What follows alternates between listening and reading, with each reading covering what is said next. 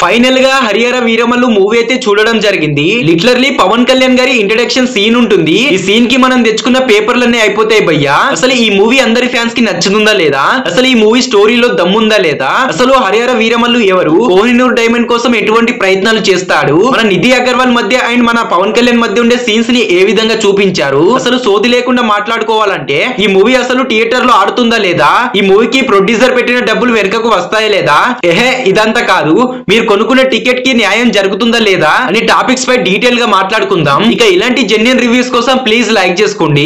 దానికి మించి నేను ఎక్కువ ఏమీ అడగను, ప్లీజ్ లైక్ చేసుకున్నారు కదా. ఇక వీడియోలోకి వెళ్తే మరి ఈ మూవీ ఫస్ట్ హాఫ్ అంతా డైరెక్టర్ క్రిష్ గారు వచ్చేసి తన స్క్రీన్ ప్లే తోటి మ్యాజిక్ చేసి పడేశాడు భయ్యా. అండ్ పర్టికులర్ గా పవన్ అనే ఇంట్రడక్షన్ సీన్ ఉంటుంది, చాలా భారీగా ప్లాన్ చేశారు, అది క్రేజీగా కూడా వచ్చింది భయ్యా. ఫ్యాన్స్ అయితే దీన్ని చూస్తే ఆగరని చెప్పాలి. లిటరల్లీ ఫస్ట్ హాఫ్ మొత్తం చాలా బాగా అనిపించింది భయ్యా. నాకైతే పవన్ కళ్యాణ్ గారి ఇంట్రడక్షన్ సీన్ వెనుక వచ్చే బీజిఎం అయితే అరాచకం అని చెప్పాలి.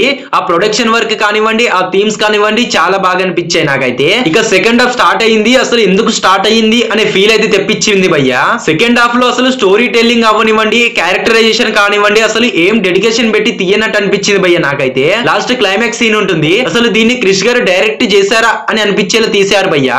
ఇక ఔరంగజేబు వచ్చేసి ఎక్కడి నుంచో వస్తాడు, ఏదో చేస్తాడు అనే టైం కి మన హరిహర వీరమల్లు వచ్చేసి అతన్ని ఎదిరిస్తాడు అనమాట. వాళ్ళిద్దరిలో ఫైట్ సీన్ ఉంటుంది, వాళ్ళిద్దరిలో ఎవరో ఒకరు బతికే టైంలో పార్ట్ 2 అని పడుతుంది భయ్యా టైటిల్ కార్డ్ అయితే. అసలు ఎవరైనా ఎక్స్పెక్ట్ చేస్తారా ఈ విధంగా ఉంటుందని, చాలా దరిద్రంగా అనిపించింది క్లైమాక్స్ అయితే నాకైతే. ఈ మూవీ పై ఏమైనా హోప్స్ ఉన్నాయంటే మన పవన్ కళ్యాణ్ గారు చాలా ఇయర్స్ తర్వాత స్క్రీన్ మీద కనబడుతున్నాడనే హోప్స్ తప్ప ఈ మూవీ పై ఎటువంటి హోప్స్ ఉండవు భయ్యా. ఇంకో ప్లస్ పాయింట్ వచ్చేసి ఈ మూవీకి కిరవాన్ ఇచ్చిన బీజిఎం భయ్యా. ఆ బీజిఎం స్కోర్ ఉంటుంది, అసలు మీ తర్వాత ఎవరైనా అనిపించింది భయ్యా నాకైతే. స్టోరీ విషయానికి వస్తే ఔరంగజేబు ఇండియాకి వచ్చి తన మతంలోకి ఎవరైతే మారరో వాళ్ళని చంపేస్తూ హింసిస్తూ ఉంటాడన్నమాట. అండ్ తన ముందు సనాతన ధర్మం గురించి మాట్లాడినా సరే, దేవుళ్ళ విగ్రహాలను పూజించినా సరే వాళ్ళను చంపేస్తూ ఉంటాడు. ఇంకో పాయింట్ ఏంటంటే ఎక్కడైనా దేవుళ్ళ విగ్రహాలు గుడిలు కనబడినా చాలు వాటిని కూల్ చేస్తూ ఉంటాడు భయ్యా. అలాంటి అతనికి కోహినూర్ డైమండ్ పై కన్ను పడుతుంది అండ్ గోల్కొండ కోర్టు పై కూడా పడుతుంది. ఇక వీటన్నిటిని ఆపే అమర యోధుడు ఎవరైనా ఉన్నాడా అంటే హరిహర వీరమల్లే భయ్యా. ఇది ఒక రియల్ స్టోరీ అయినప్పటికీ మన ముందుకు అడ్వాన్స్ గా తెచ్చి ఇంకొంచెం ఇంప్రూవ్మెంట్ చేసి చాలా బాగా చూపించారు అనుకుంటున్నా నేనైతే. కానీ ఏదో ఒక మ్యాజిక్ అయితే మిస్ అయింది అనిపించింది. ఇక మన హరిహర వీరమల్లు సనాతన ధర్మాన్ని ఏ విధంగా కాపాడతాడు, ఔరంగజేబుని ఏ విధంగా ఎదిరిస్తాడు అండ్ ప్రజల్ని ఎలా కాపాడతాడు అనే సీన్స్ ని దీంట్లో పర్టికులర్ గా చూపిస్తారు భయ్యా. ఇదంతా మాకు తెలుసులే బ్రో అని అనుకుంటే దీనికి మించి ఎక్స్పెక్ట్ చేయకండి ఈ మూవీలో అయితే.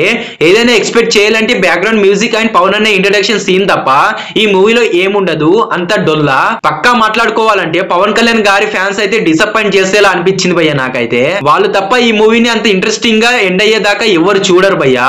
ఏదో పవన్ అన్న చాలా ఇయర్స్ తర్వాత స్క్రీన్ పై ఉన్నాడనే హోప్స్ తప్ప దీనిపై ఎటువంటి హోప్స్ ఉండవు భయ్యా. లిటరల్లీ ఈ మూవీ గురించి ఎక్కువగా ఏం మాట్లాడుకోవాలనుకుంటలేను నేనైతే. ఫైనల్ గా ఈ మూవీ చూడాలా వద్దా అని నేనైతే చెప్పను, అది మీ opinion. This is my opinion in Hari Hara Veera Mallu movie. ఒకవేళ మీరు చూసిన తర్వాత నా రివ్యూ చూసారే అనుకోండి, మీ పర్సనల్ ఒపీనియన్ కామెంట్ చేయండి. నా ఒపీనియన్ కి మీ ఒపీనియన్ కి ఎంత డిఫరెంట్ ఉంటుందో చూసే ఆడియన్స్ అయినా ఇలా ఉందిలే అని అనుకుంటారు మూవీని అయితే. ఇంతే గైస్ ఈ వీడియో అయితే. దానికి మించి ఎక్కువగా ఏం ఎక్స్పెక్ట్ చేయకండి. నెక్స్ట్ వీడియోలో మళ్ళీ కలుద్దాం. Stay tuned to next video. Bye bye.